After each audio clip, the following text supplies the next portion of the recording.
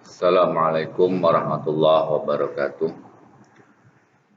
Selamat pagi anak-anak semuanya. Semoga sehat selalu. Sehat, Allahu Akbar. Baik, ini kita pertemuan yang kedua atau ketiga ya. Ya antara itulah. Karena kita dulu sudah pernah masuk tatap muka. Selanjutnya kita melanjutkan pelajaran kita. Lanjut yaitu bagian C, fase-fase pemerintahan Daulah Bani Abbasiyah. Fase pertama yaitu fase pembentukan tahun 132 sampai 232 Hijriah. Nah, pembentukan ini bermula dari Khalifah Abul Abbas As-Saffah tahun 132 Hijriah atau 750 Masehi sampai tahun 232 Hijriah atau 840 Masehi. Nah, sejak awal berdiri sampai pemerintahan ke-9 Abu Ja'far Al-Wasith. Kemudian periode ini disebut juga sebagai pengaruh Persia pertama karena pemerintahan Daulah Abbasiyah dipengaruhi dengan sangat kuat oleh keluarga dari bangsa Persia, yaitu keluarga Barmak. Nah, lalu kemudian fase pembentukan ini tercatat dalam sejarah bahwa periode pertama menjadi masa keemasan dan kejayaan Daulah Abbasiyah di bawah kepemimpinan Harun al-Rashid.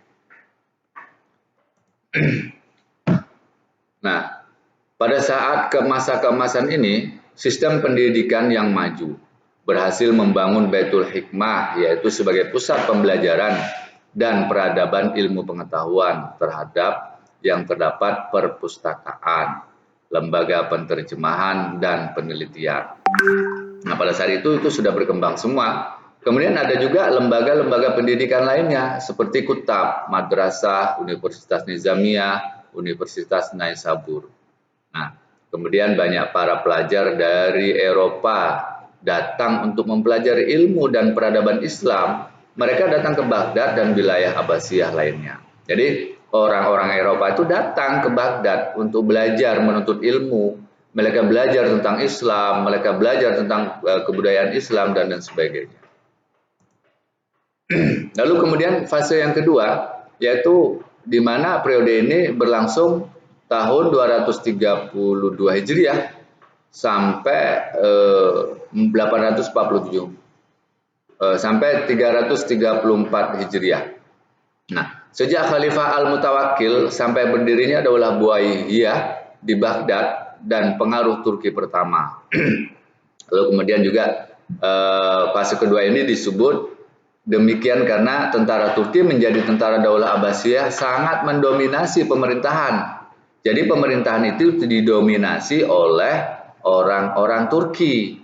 Nah, lalu pada fase ini kekuasaan khalifah sudah mulai melemah hingga figur khalifah hanyalah sebagai simbol istana Baghdad.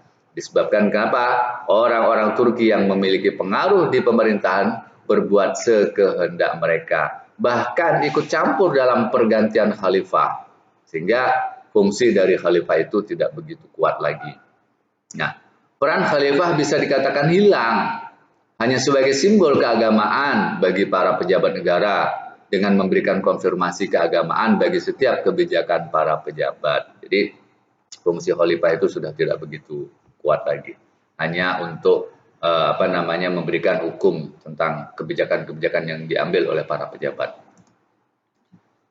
Lalu kemudian fase yang ketiga, yaitu pada tahun 334 Hijriah sampai 447 Hijriah. Nah, sejak berdirinya Daulah Bani Buaihiyah sampai masuknya Saljuk ke Baghdad. Nah, periode ini disebut juga periode Persia kedua.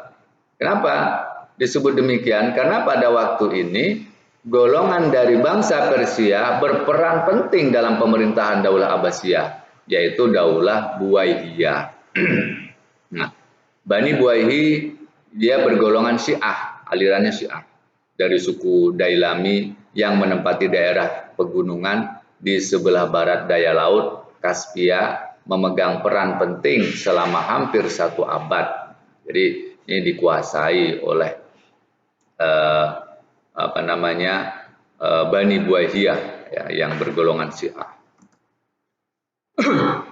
Nah, pada periode ini juga kondisi politik sering tidak stabil karena sering terjadi kemelut dalam pergantian kepemimpinan di antara para penguasa Daulah Buaihiyah. Jadi sering terjadi cekcok, sering terjadi kekacauan. Nah, pada masa itu para khalifah bahkan kehilangan legitimasi keagamaannya. Nah, kemudian posisi mereka sebagai khotib salat Jumat banyak diserahkan kepada orang-orang dari kalangan Buaihiyah. Jadi khalifah itu sudah tidak punya gigi lagi, tidak punya kekuatan lagi. Baik, anak-anakku sekalian yang dirahmati Allah Subhanahu wa taala. Kemudian fase yang keempat. Fase ini sebagai fase pengaruh Turki kedua yang ditandai oleh kekuasaan dan pengaruh Daulah Bani Saljuk dalam pemerintahan Daulah Abbasiyah. Nah, Bani Saljuk berasal dari bangsa Turki yang bergolongan Islam Sunni, sama dengan Daulah Abbasiyah. Nah, kemudian fase keempat ini dimulai dengan Khalifah Al-Muqtadi dan berakhir dengan Khalifah An-Nasir. Jadi untuk rincian khalifahnya siapa-siapa saja itu ada di dalam buku, tinggal dibaca lagi.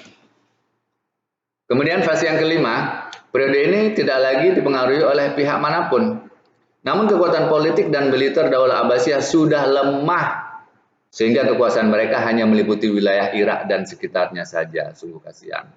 Ya, yang dulu luas sekali sampai kemana-mana, sekarang cuma daerah Irak saja. Nah, berakhirnya Daulah Abbasiyah datang seiring serangan Hulagu Khan pada tahun 1258 Masehi dari Mongol ke kota Baghdad. Dan berbagai peninggalan bersejarah dihancurkan, semua dihancurkan oleh tentara Mongol. Dengan demikian berakhirlah kekuasaan Daulah Abbasiyah. Nah, ini tidak sampai di situ anak-anak sekalian. Semua fasilitas dihancurkan dan dibakar serta dibuang ke sungai Tigris dan Efrat.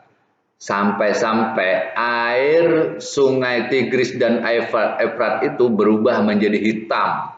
Kenapa? Karena abu pembakaran dari kitab-kitab yang dikarang oleh umat Islam. Kemudian tinta-tinta itu dibuang ke sungai tersebut. Ya, sehingga selama kurang lebih beberapa bulan, ya, sungai itu berubah warna menjadi hitam. Ya, akibat itu semua peninggalan-peninggalan umat Islam itu dihancurkan dan dibakar, dibuang ke sungai tersebut.